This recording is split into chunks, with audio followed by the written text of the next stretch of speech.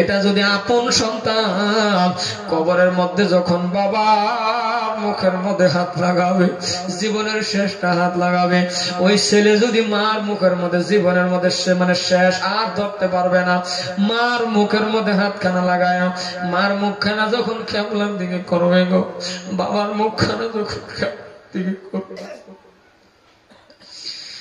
বাবার মুখখানা যখন কেবলার দিকে করবে রে বাবা, ও এমএ পার্শ্বরা কবরে নামলে কোনো ভয় নাই, কারণ বাবারে নিয়ে নামছে। কবরে নামলে কোনো ভয় নাই, তোমার মারে নিয়ে নামছে।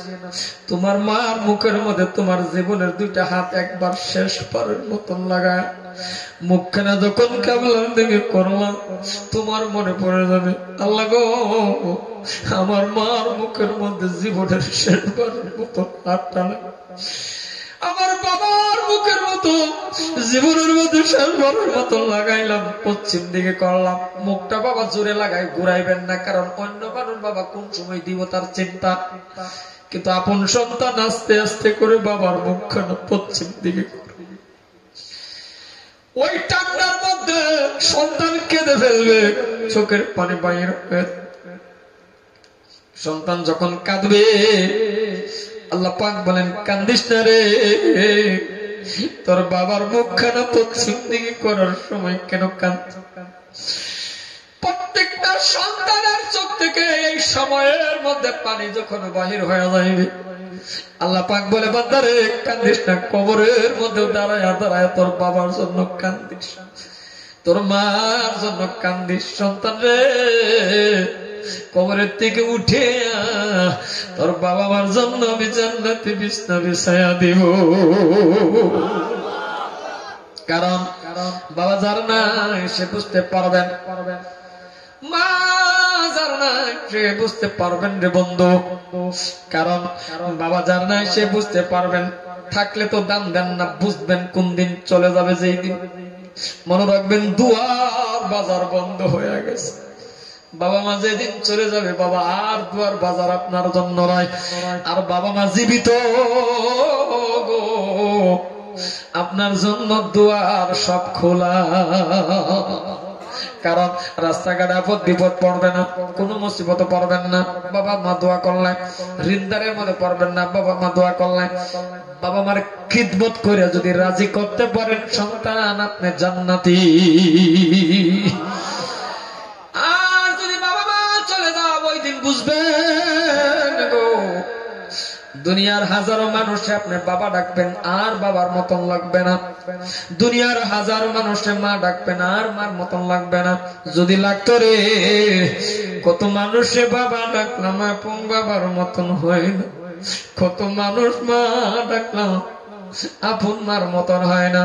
কারণ বাবা এমন একটা মিষ্টির ডাক। এইবার কি করবেন? বাবা মা কবরে চলে গেছে, করার তো কিছুই নাই, কারণ সিস্টেম এটা যাওয়াই লাগবে। কুল্লু নাফসিন যায়কাতুল মাউত, মৌতের পিয়ালা চাটতেই হবে, যাওয়াই লাগবে। তাহলে একটু কাজ করেন, কবরের পাশেই যান, দুটা হাত তুলিয়া মুনাজাতের মাধ্যমে বলেন, আল্লাহ রে, ওগো আল্লাহ, আজকে আমারে 20,000 টাকা দামের পালাঙ্গে ঘুমানোর সুযোগ দিছ, আরসিসি বিল্ডিং বানানোর সুযোগ দিছ। আল্লাহ গো, তুমি আমারে কোটি টাকার মালিক বানাইছো, 10,000 5,000 টাকা দামের কম্বলের নিচে আমি ঘুমাই, কিন্তু এমন একটা টাইমে আমার বাবা কবরে গেল, এমন একটা টাইমে আমার মা কবরে গেল, ভালো একটা জামা আমার বাবার জন্য দিতে পারি না, ভালো একটা লুঙ্গি আমার বাবার জন্য দিতে পারি নাই, আমার মাকে একটা দামি কাপড় দিতে পারি নাই। ওগো আল্লাহ, আমি আজকে দোয়া করি গো, আমার বাবা মার কবরের ভিতরে একটা জান্নাতি বিছনা বিছায়া দাও। ওই আদরের মা বাবার জন্য একটা সুযোগ আছে আপনার, আর এটা কিন্তু ভাগ্যদার। ভালো করে বুঝবেন বাবা, উঠবেন না পায়ে দোষ। এটা কেমন ভাগ্যদার জানেননি? ওই আদরের মা বাবা কবরের শান্তি পাওয়ার জন্য, এদের রূহ মাগফিরাত কামনার জন্য। কারণ থাকলে চিকিৎসা করা লাগতো, থাকলে খাওয়ানি লাগতো, থাকলে জামা দেওয়া লাগতো, থাকলে বাবারে বরণ পোশাক দেওয়া লাগতো। এরা আজকে কবরে চলে গেল, এদের রূহ মাগফিরাত কামনার জন্য আমি একটু আবদার করব আপনার কাছে। কি আবদার জানেননি? আমি দোয়া করব আল্লাহ যাতে আপনার কাবা ঘর তওয়াফ করায়, নবীর রওজা মোবারক জিয়ারত করায় মিত্র দেয়। আর একটা ভাগ্যদার বান্দাই মজলিসে দেখতে চাই এই জায়গার মধ্যে বাবা ইবাদত করার জন্য, এই কপালটা মাবুতরে লাগানোর জন্য, আল্লাহর ঘর বানায়া দেওয়ার জন্য। তারা একটা সিদ্ধান্ত করছে গো, আরসিসি বিল্ডিং বানায়া একটা মসজিদ তৈরি করবে রে বন্ধু। তাহলে আমি এক নম্বর একটা খুঁটি চাইবো, এই জায়গাটার মধ্যে তারা মসজিদ বানাবে। ওরে বন্ধু, আপনার জীবনের প্রথম টাকা দিয়ে বাবা একটা খুঁটি তৈরি হবে। ওই খুঁটিটার দাম মাত্র আমি 10,000 টাকা রাখলাম। বাবারে 20,000 রাখি নাই, মাত্র 10,000 টাকা রাখলাম। আপনার জীবনের মেহনতের কামাই থেকে রে বন্ধু আস্তে আস্তে আস্তে করে আপনি বাবা খুঁটিটা দিয়ে দিবেন। প্রথম 1 নম্বর খুঁটিটা দেনেওয়ালা একটা আল্লাহর বান্দা দাঁড়ায় যান, হুজুর গো আমার বাবা মার নামে, আমার দাদা দাদির নামে, আমার ঋণদার মুক্ত হওয়ার নামে একটা খুঁটি, প্রথম খুঁটিটা আমি আল্লাহর ঘরের জন্য দান করে দিব। এমন কোন দরদি আল্লাহর বান্দা আছেন যদি বাবা দাঁড়ায় যান, কারণ আপনি আল্লাহর ঘর বানানোর জন্য প্রথম খুঁটিটা দান করলেন। আল্লাহ পাক রব্বুল আলামিন আপনাকে হাজার হাজার টাকার মালিক আল্লাহ বানায় দিবে, আপনি টের পাইবেন না। কারণ কার টাকা দিয়ে আল্লাহর ঘর হয় আল্লাহ জানে।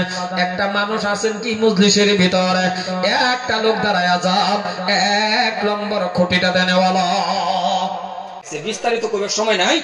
এই যে বহুত আছে, মা মরে গেছে, বাপ আছে, আন্নের বাহের, ওই যুবক বাবা শুনে রাখুন, আন্নের বাহের যদি দেখতেছেন যে 5-6 বছর বয়স আছে বিয়া করার, জলদি করে একটা বিয়া করে দেন। আন্নের বাপ সেজা যদি বিয়া একটা করা দেওয়ার ভাই দেখবেন আল্লাহর আরশ খুশি হয়ে যাবো, কারণ বাবার মনটা খুশি যায়। সুবহানাল্লাহ কোন সুবহানাল্লাহ। বিয়া করা না, তার মা মরে গেছে, হ্যাঁ আরো ফান দে বাহিরে ফুটেলো বইবে, ফান দে।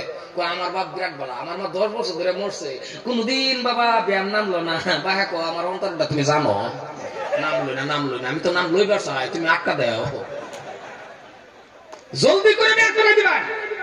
যে বাবার বেডি নাই হে বেটা বুঝে স্ত্রী কাছে যে তাহলে একসাথে যে কথা দামি কইতাছি, সম্পত্তি নিবো গা, এটা নিবো গা, এটা নিবো গা, না কেউ রিজিক কেউ নিতে না। জলদি করে আমি বাহিরে বিয়া করাই। আমি বুঝুন না, আমার বাপ দেয়া ভালো হইতে রয়েছে, কি লাগে সব বস্তু ফুতের বো, ওর খেত মতো হইব, কথা কয় না দেখি বিয়া করাই দিবাই। সম্মানী ভাইয়ের আমার, জলদি করে বিয়া করে দিবেন। এই কাম কোনোদিনও করেন না যায়, একটা বাইরে যা হুতায় রাখছো। আর আরেকটা হলো, 2 ভাই যদি তাহলে দেখবেন বাপ মারে বাগালা বাগানা, তোমার মা মায়া খাইবো, আমার বাবা খাইবো, 2টারে দেখাই করবা। 2টা পরে সন্ধ্যার পরে হইলে নাতি একটা ছোটরা 1 নাতিন বয় থই দে, বাহারে আরেক নাতিন বয় থই দে, বুড়া বুড়ির দেখাই 2টারে একলা বই বাড়িতে না।